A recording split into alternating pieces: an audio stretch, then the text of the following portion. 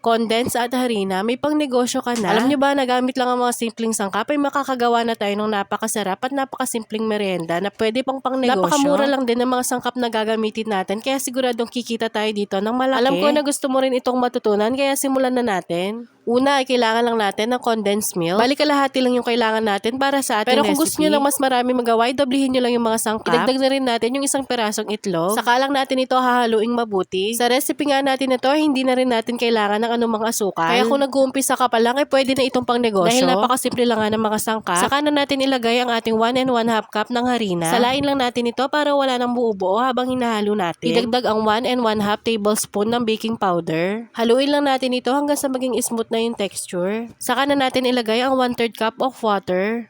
Sa recipe nga natin ito ay marami rin tayong magagawa. Bukod pa doon ay sigurado tayong napakasarap talaga nito. Pwede nga rin ito kung gusto mong magnegosyo pero maliit lang yung puhunan mo. At ang panghuling sangkap ay maglalagay lang tayo ng isang kutsarang mantika. Ganun lang kakadali at meron na tayong pancake mixture at pwede na natin lutuin yan. Lutuin lang natin ito gamit ang napakahinang apoy. Gumamit lang ako dyan ng bottle squeezer para mas madali natin maihulma ang ating mga pancake. At sigurado pa tayo na pantay-pantay talaga yung laki nila. Kung hindi naman non-stick pa ng gagamitin nyo ay magpahid lang kayo ng konting mantika sa inyong kawali. Para hindi tumikit yung ating mga pancakes at hindi kayo mahirapan sa pagluluto. Yan nga non-stick pa na gamit ko ay napakaganda ng quality. Hindi na rin ako naglagay ng kahit anong oil o kaya naman ay butter. Yan nga yung ginagamit ko sa mga food vlog. Napaka-legit nito. Hindi siya nababakbak o kaya naman ay nangangalawa. Alam niyo ba na marami na rin kasi ako nabiling non-stick pan pero ito lang talaga yung tumagal. Napakamura lang din ng presyo nito kaya kung gusto niyo rin ay meron tayong link sa comment section. Ayan na nga yung ating mga ube pancakes. Bali nagawa ko dyan ay 30 pieces lahat. Yung kalahati kasi inakain na. Napakalambot nga ng texture nito at napakabango talaga. Kaya kahit sino ay talaga naman matatakam. Itabi na nga muna natin ito at sunod naman ay gagawin na natin ang ating sauce. Sa ating pan ay pagsasama-samahin lang din natin yung mga sangkap. Baling eksaktong sangkap na mga gagamitin natin ay ilalagay ko lang sa ating comment section. Yung mga sangkap na gagamitin natin sa ating milky sauce ay napakasimple lang din. Bagay na bagay talaga ito sa ating pancake swirl. Tamang-tama lang yung lasa niya, napakalinamnam niya at hindi siya ganun katamis. Lutuin lang natin ito gamit ang katamtaman lakas ng apoy hanggang sa medyo lumapot na. At kapag ganyan na nga yung texture ay ayos na yan. Syempre, i-plating na natin ang ating mga ube pancake swirl. Ilagay na natin syempre ang ating white sauce. Grabe, napakasarap nga nitong merienda na magugustuhan ng lahat kahit pa yung matatanda dahil tama lang talaga yung tamis niya. Pati nga yung mga bata ay siguradong sold out ito sa kanila. At ang panghuli ay ilalagyan lang natin ito ng cheese para sa ating toppings. Ganun lang kakadali at meron na tayong ube pancake swirl.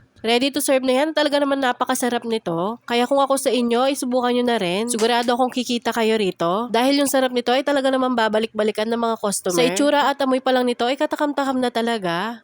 Siyempre, titikman na yan ni Kuya Uno. Sobrang nagustuhan niya nga yung lasa. Bali, yan na kasi yung merienda namin dito sa bahay. Kaya yung kalahati ay naubos na agad kahit wala pang sauce dahil nagustuhan talaga nila. Nabusog talaga kami sa sarap kaya subukan nyo na rin. Ito nga pala yung game na nilalaro ko kapag wala akong ginagawa. Download nyo na rin itong masaya game. Napakadali lang din mag-register. Alam nyo ba na habang naglalaro ay pwede kayong kumita ng malaki? Talagang magiging masaya ang araw mo dito. Araw-araw ay makakakuha ka pa ng daily bonus na pre-coins. Naku, sinasabi ko sa inyo na napaka-legit talaga nito. Napakadali lang din mag-cash in at mag-withdraw. Makakakuha ka pa na hanggang 55 pesos na pre-coins. At ang maganda pa dito ay makukuha mo rin agad yung panalo mo. Napaka-legit talaga. Ito ang color game, yung isa sa pinaka-paborito kong laro. Napakadali lang din kasing manalo dito at siguradong lalaki ang puhunan mo. Para siguradong malalo ay maglagay lang tayo ng 2 hanggang 3 kulay. Ayan na nga, nagdoble na ang puhunan ko.